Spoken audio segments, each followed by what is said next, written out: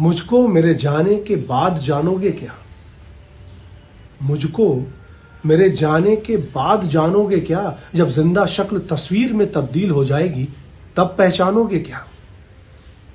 जब तुम्हारी आवाज मुझ तक नहीं पहुंच पाएगी तब आवाज देकर मुझे बुलाओगे क्या? सो जाऊंगा जब फलक की ओट में तब अपनी पलक की गोद में सुलाओगे क्या? जब सुनने के लिए मौजूद नहीं रहूंगा तब मेरी तारीफ के पुल बनाओगे क्या? ये जो शिकायतों का पुलिंदा सहेज के रखा है अब तक, इसे मेरे साथ ही जलाओगे क्या? खुद को समझाने और दूसरे को समझने में बहुत वक्त जाया किया। कौन किसको समझ पाया ये मेरे गुजर जाने के बाद मुझे समझाओगे क्या? ये जो रोज मुझ पे इल्जाम लगाते हो, मेरी कमियां उंगलियों पे गिनाते हो, जब 2 गज जमीन में सिमट जाऊंगा तब मुझे फरिश्ता बताओगे क्या? किसी की कमियां आदतें किसी से जुदा नहीं है, सब में ऐब है यार, यहां कोई खुदा नहीं है।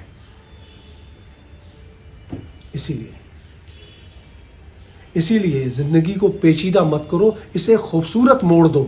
किसी के जाने के बाद किसी की याद में कसीदे पढ़ना छोड़ दो। सच मेरे यारा, जिंदगी ना मिलेगी दोबारा, इसीलिए कहता हूं अभी जिंदा हूं तो जी लेने दो। कविता। तुमने एक निहत्थे अभिमन्यु को मारा है। अरे कायर योद्धाओं, तुमने एक निहत्थे अभिमन्यु को मारा है।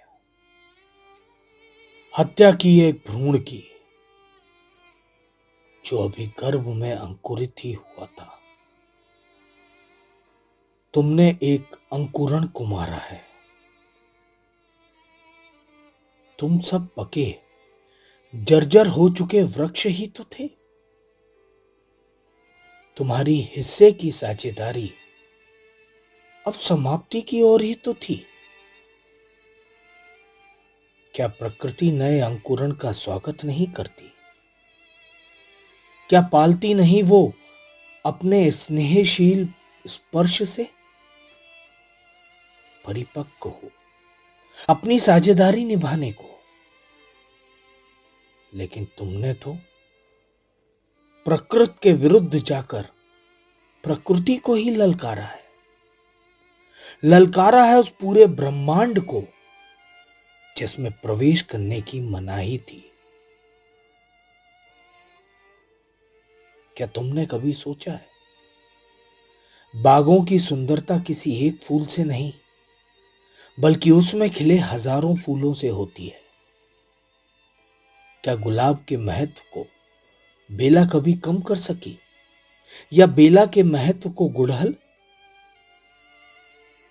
लेकिन तुम ये कैसे महसूस कर सकोगे? उसके लिए तुम्हें कागज के इत्र छिड़केंगे, बंद कोठरी के शयनगारों के शीशों के बनावटी गिलासों से निकलकर मिट्टी की गोद में अपने पैर जमाने होंगे। लेकिन कहीं तुम्हारे पांव गंदे ना हो जाएं और तुम्हारी बनावटी चमक खो ना जाए। तुम ऐसा कभी ना कर सकोगे। अरे कायर योद्धाओं, तुमने एक निहत्थे अभिमन्यु को मारा है, जिसने अभी चक्रव्यूह का पहला घेरा ही तो पार किया था। कम से कम उसे अपने रथ का पहिया उठा सकने का वक्त तो देते। ये भी जानते हो ना कि जब कोई अभिमन्यु मरता है तो उसके मृत्यु के विरुद्ध अर्जुन का आना भी तय है, क्योंकि ये व्यवस्था हमारी नहीं बल्कि प्रकृति द्वारा निर्धारित है। तो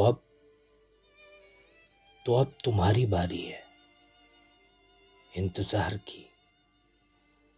तो फिर करो, छुपकर अंधेरे कमरों में अपनी बारी का इंतजार।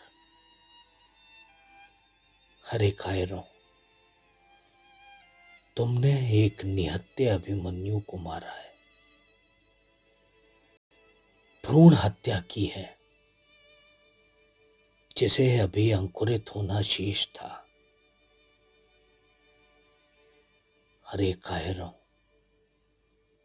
तुमने एक निहत्थे अभिमन्यु को मारा है।